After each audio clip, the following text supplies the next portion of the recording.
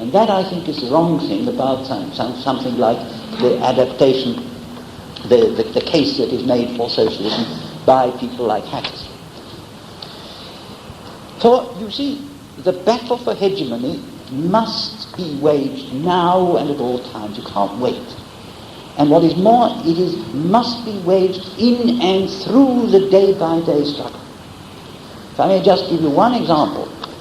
If there is one case which is left in Britain at the moment, why people will say, ordinary people will say, yeah, well, Labour is better than the others, and the Socialist Party and socialism is a good thing, it's, I suppose, the National Health Service. It's the fact, I would say, that the existence of the National Health Service is one of the strongest arguments at the moment for Labour in this country.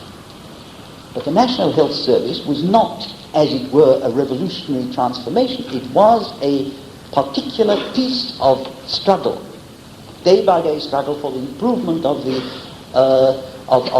condition of the ordinary British people, but it was a form of struggle which was presented and which people recognized as implying a different kind of society, and a different kind of society which could not be organized in the sort of way in which Thatcher likes to organize their society.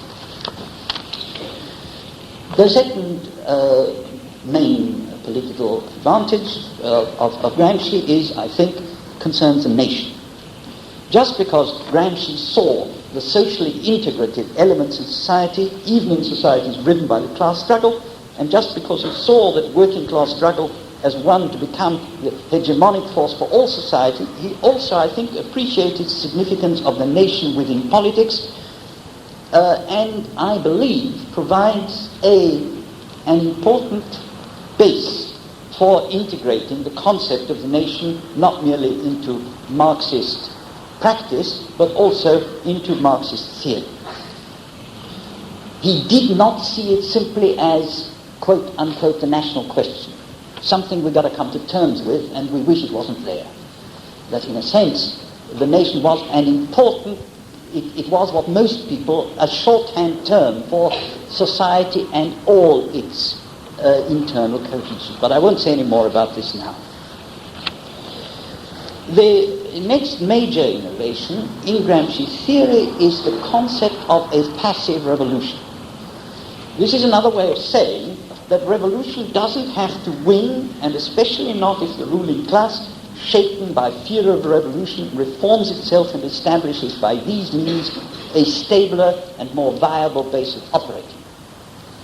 Gramsci thought of this very largely in terms of fascism, but also, in fact, in terms of good many counter-revolutionary movements of the past. Counter-revolution not simply as reaction, as turning the clock back, but as conservatism which goes away and uses enough of the demands of the revolutionaries to disarm them. Bismarck, who introduced social insurance in order to weaken the Social Democratic Party in Germany, is a very standard example. Now, Gramsci was very strongly obsessed. There is no historic inevitability about the revolutionaries winning if the other side can manage, as it were, to break off the sharp points, you see, of discontent by what he called the passive revolution. And of course the interwar period was a classic period. The New Deal, the Keynesian transformation of bourgeois policies, you see, was precisely one such attempt, and one which unquestionably transformed and weakened, and enormously weakened the revolution movement and strengthened the resistance of capitalism, even at a time when capitalism broke down over large parts of Europe, as after World War II. However, we should notice that passive revolution is no more a miracle cure for all times than revolution succeeds in avoiding all future problems. A number of the passive revolutions of the past have in turn failed or ground to a halt. But nevertheless, the importance of this is that the concept of passive revolution means it doesn't have to be us that ensure historic changes. They can be ensured by the wrong side and by the other side too, and this will weaken us. And the last major innovation is the idea that the transformation to socialism is a continuum which begins before the transfer of power and carries on, which also follows from hegemony. It isn't that everything before the great day is in some sense irrelevant and building a socialist society starts when we're in power. I've already mentioned this in connection with hegemony, and indeed it's a corollary.